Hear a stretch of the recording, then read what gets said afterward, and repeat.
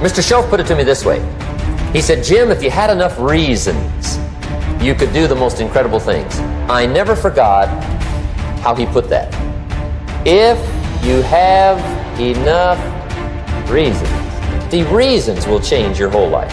Mr. Schoaf said to me, he said, Mr. Rohn, I think you've got plenty of intelligence, you've got plenty of talent, you've got plenty of ability. Probably what you lack is plenty of reasons. He said, I don't think your current bank balance is a true indication of your level of intelligence. I was happy to hear that. He said, I think you're much smarter than your present bank balance indicates. And that turned out to be true. I was much smarter. But of course my first question was, well then why isn't it bigger? And he said, you don't have enough reasons. You've got enough intelligence, but not enough reasons. So see, reasons can change your life. Here's what else I found out. Reasons come first, answers come second. You don't get the answers to do well till you get the reason. Life has a mysterious way of hanging on to all the answers and only gives them up to the people that are inspired by reasons. So reasons make the difference in how your life works out. Now, what are some of the reasons for doing well? Let's go through a quick list called Reasons for Doing Well. First is personal reasons. Some people do well for recognition. Some people do well for respect. Some people do well for the way it makes them feel. They love the feeling of being a winner. Those are good reasons. I have some millionaire friends that keep working 10, 12 hours a day, making more millions. And it's not because they need the money.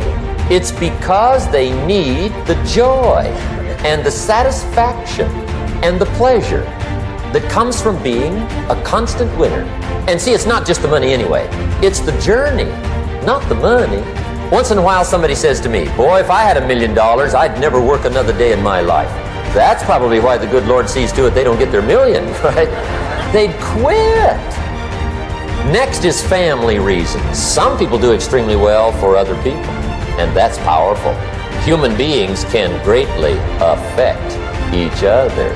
Sometimes we will do things for somebody else we will not do for ourselves. We're made that way. I met a man one time who said, Mr. Rohn, to do all the things I want to do with my family around the world, he said, I got to have at least $250,000 a year. I thought, incredible. Could a guy's family affect him that much? And the answer is, of course. How fortunate are the people that find themselves greatly affected by somebody for personal achievement. And we are affected. The writer of a recent song said, if not for you, the winter would hold no spring, couldn't hear a robin sing. I just wouldn't have a clue if not for you. So we can be affected. That might be one of the most stimulating reasons to do that, finding somebody. When Andrew Carnegie died, the wee little Scotsman that built the big steel industry, when he died, they opened up his desk. And in one of the desk drawers, they found a slip of paper. On that piece of paper, Mr. Carnegie had written his goal for his life. And he wrote it when he was in his 20s. And on that piece of paper, it said, I'm going to spend the first half of my life accumulating money. I'm going to spend the last half of my life giving it all away. What a goal.